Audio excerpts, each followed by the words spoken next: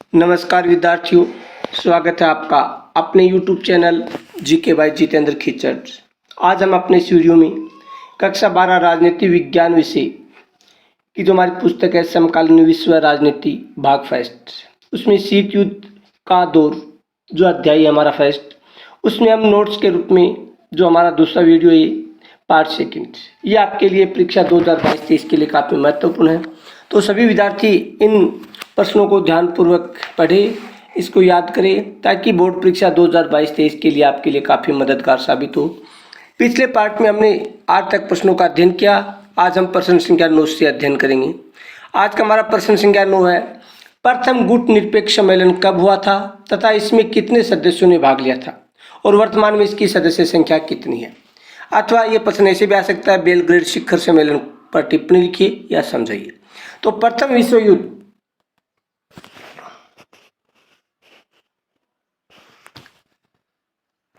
प्रथम गुट निरपेक्ष शिखर सम्मेलन 1961 में बेलग्रेड में हुआ था और इसमें 25 सदस्यों ने भाग लिया था। यानी कितने सदस्यों ने भाग लिया था? इसमें 25 सदस्यों ने भाग लिया था। ये 2006 में हवाना यानी क्यूबा में हुए 14वें सम्मेलन में 116 सदस्यों ने भाग लिया था। यानी इसका जो 14वां सम्मेलन हुआ था 2006 में, उसमें कितने सदस्यों ने भाग लिया था? 116 सदस्यों ने भाग लिया था तथा 15 पर्यवेक्षक देश शामिल हुए थे। 116 सदस्य तो इनके सदस्य थे, 15 पर्यवेक्षक देश इसमें शामिल थे जो केवल देखने की दृष्टि से इसमें शामिल हुए थे।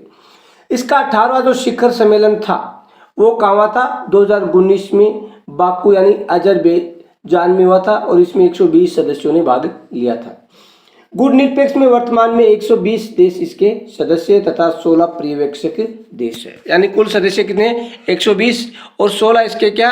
पर्यवेक्षक सदस्य है। उसके बाद में प्रथम शिखर सम्मेलन की 3 जो प्रमुख बातें थी वो क्या थी?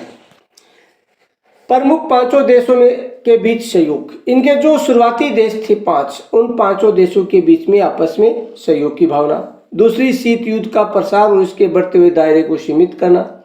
तीसरा, अंतर्राष्ट्रीय फलक पर बहुत से नव स्वतंत्र अफ्रीकी देशों का नाटकीय उदय हुआ और 1960 तक संयुक्त राष्ट्र संघ में 16 नए अफ्रीकी देश बतौर सदस्य के रूप में शामिल हुए थे।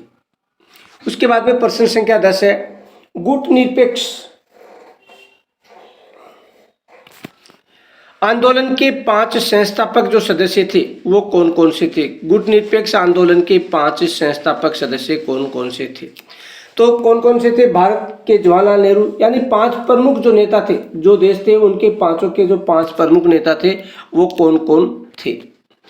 तो पहला भारत के जवाहरलाल नेहरू।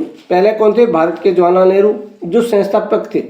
यूगोस्लाविया के जोसेफ ब्रोज टिटो, मिस्र के गमाल अब्दुल नासिर, इंडोनेशिया के सुकर्णो, घाना के वामे एनकुरमा।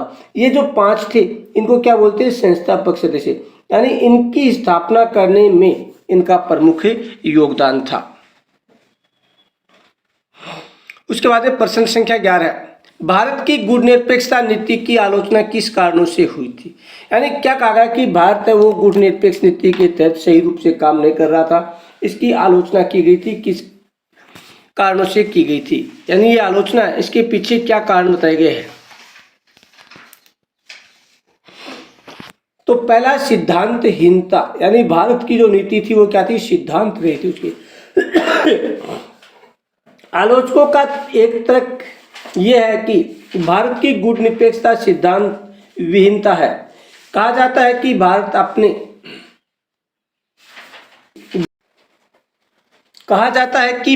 अपने राष्ट्रीय हितों को साधने के नाम पर अक्सर महत्वपूर्ण अंतर्राष्ट्रीय मामलों पर कोई सुनिश्चित पक्ष लेने से बचता रहा है। ये तो करता है भारत की सिद्धांतहीनता। दूसरा बताया गया अस्थिरता। दूसरा क्या बताया गया? अस्थिरता। यानी आलोचकों का दूसरा तर्क है कि भारत के व्यवहार में स्थिरता नहीं रही और कई बार भारत की स्थिति विरोधाभासी रही है, यानी एक दूसरे के खिलाफ रही है।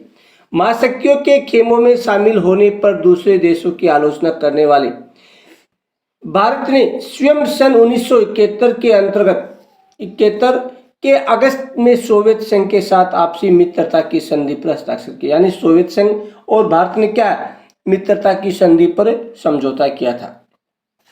विदेशी पर्यवेक्षकों ने इसे भारत की सोवियत खेमे में शामिल होने माना गया। यानी विदेशियों ने क्या कहा कि भारत है वो सोवियत खेमे में शामिल हो गया।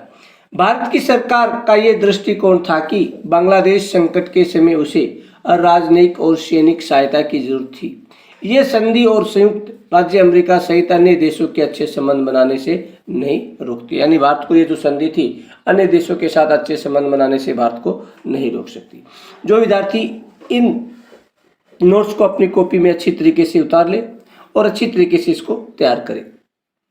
उसके बाद में आज का लास्ट प्रश्न संख्या 12, गुट निरपेक्षता आंदोलन ने द्विध्रुवीयता को कैसे चुनौती दी। यानी दो ध्रुवीय शक्तियां थी, संयुक्त राष्ट्र संघ, सोवियत संघ और अमेरिका, उन दोनों को किस प्रकार से इन गुट निरपेक्ष जो आंदोलन था उसने चुनौती दी। शीत युद्ध के दौरान द्विध्रुवीयता की सबसे बड़ी चुनौती गुट निरपेक्ष आंदोलन से मिली थी। इसमें एशियन अफ्रीका यानी एशिया, अफ्रीका एवं लातीनी अमेरिका के 9 स्वतंत्र देशों को दोनों यानी संयुक्त राज्य अमेरिका व सोवियत संघ गुटों से अलग रहने का विकल्प दिया तथा शांति और स्थिरता के लिए दोनों गुटों में मध्यस्थता का कार्य भी किया था।